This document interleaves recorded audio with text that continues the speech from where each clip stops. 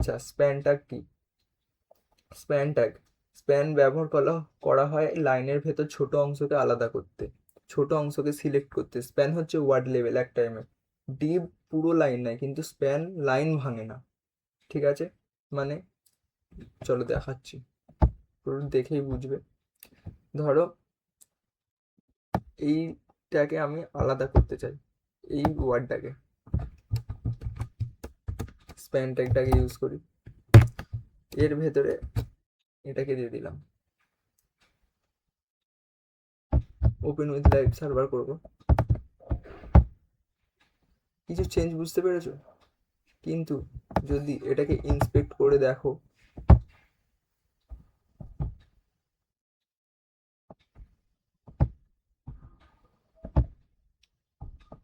Sorry এখানটা নয়, এই যে দেখো, যখন এই স্প্যান ট্যাগটাই আসবে শুধু সেইটুকু সেকশন দেখাবে। বুঝতে পেরেছো? দেখো এই স্প্যানের যেই কার্সারটা নিয়ে এলাম শুধু সেই ওয়ার্ডটার ওপরে দেখাচ্ছে নীল অংশটা। বুঝতে পেরেছো?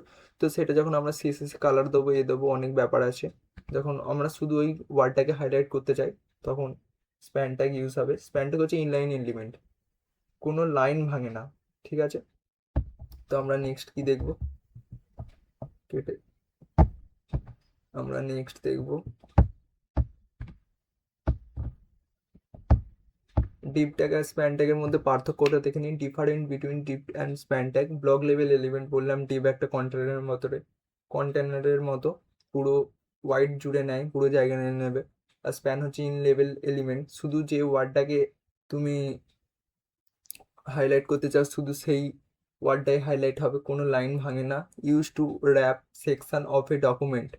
ঠিক আছে, use wrap portion of text images used while creating CSS based layout HTML। আর স্প্যান ট্যাগ হচ্ছে ইউজ টু স্টাইল টেক্সট, শুধু টেক্সটের জন্য স্টাইল ক্রিয়েট করা হয়, এটা লেআউটের জন্য ব্যবহার করা হয় কন্টেনার। চলো এবার আমরা দেখি HTML অ্যাট্রিবিউট কি।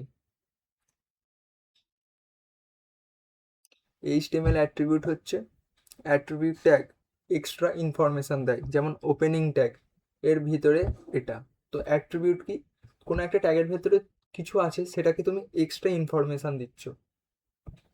এক্সট্রা ইনফরমেশন কি দেবে? ধরো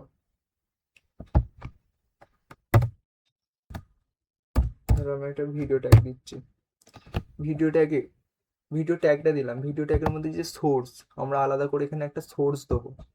তো এই সোর্সটাকে অ্যাট্রিবিউট বলা হয়। তো পরে যখন আমরা লিঙ্কের পরের ভিডিওতে link, video tag, image tag, অনেক কিছু ট্যাগ দেখবো, তো তার ভেতরে অ্যাট্রিবিউটটা বেশি কাজে লাগবে, তো তখন অ্যাট্রিবিউটটা আরও ভালো করে বোঝানো যাবে। তুমি শুধু এখন এটুকু জেনে রাখো, কোনো ট্যাগের ভেতরে আমরা যদি এক্সট্রা কোনো ইনফরমেশান দিই সেটাই হচ্ছে অ্যাট্রিবিউট। বোঝা গেছে? তো এখন এখানে কেটে দিই। নেক্সট কি আছে? অ্যাট্রিবিউটটা পরের ভিডিওতে ভালো করে বুঝে যাবে, কেন কি পরের ভিডিওতে অ্যাট্রিবিউটের প্রচুর ইউজ হবে। তো এখন এইটুকুই জেনে রাখো, বলে দিলাম, যেটা ট্যাগের ভেতরে যদি আমরা এক্সট্রা কোনো ইনফরমেশান দিই সেটাকে আমরা অ্যাট্রিবিউট বলি। তো কমন অ্যাট্রিবিউটস কিছু আছে, যেমন এখন দেখি কমন অ্যাট্রিবিউটস কি। ID, class, title. ID, class, title. ID কি? চলো আমরা আইডি কি দেখি নিই। ধরো আইডি হচ্ছে সব সময় একটাই এলিমেন্টের জন্য ব্যবহার করা হয়, একটা পেজে একটাই আইডি দুবার ব্যবহার করা যাবে না। যেমন ধরো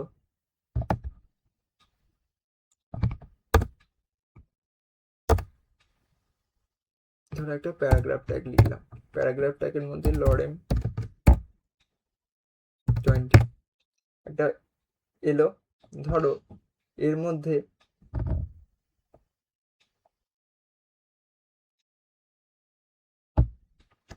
আইডি আমি ইউজ করব, আইডিটা লিখলাম ইকুয়াল টু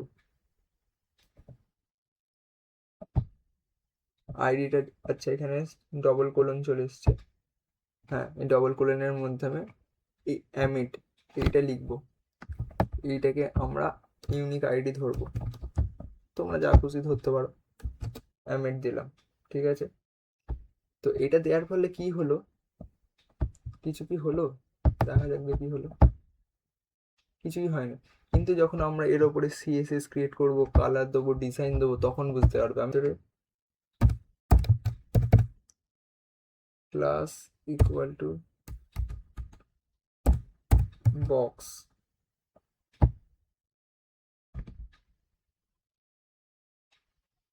ঠিক আছে, তারপরে div 1, এটা একটা div tag, next control plus C, control plus C, আর একটা দেবো। তো এটা ধরো div 2, এটা div 3, ধরো আলাদা আলাদা লিখেছি। তো এটাকে আমি একসাথেই সবকটা div 1, div 2, div 3 কে কালার করব। তো এর জন্য আমরা কি করব,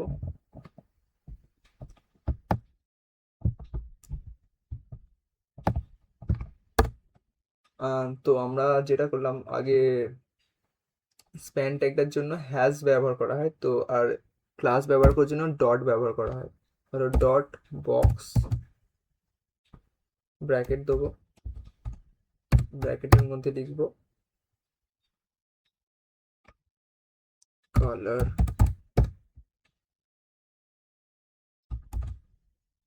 ধরো অনেক কালার আসবে, ব্রাউন দিলাম।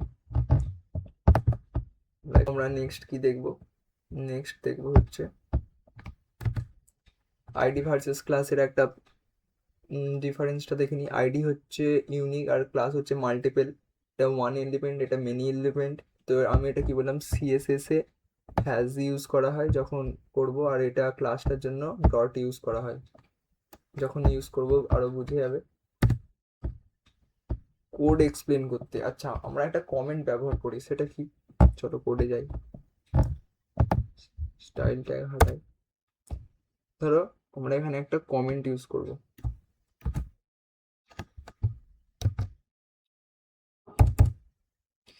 এটা যে দিলাম এর মধ্যে আমরা যা খুশি লিখলাম,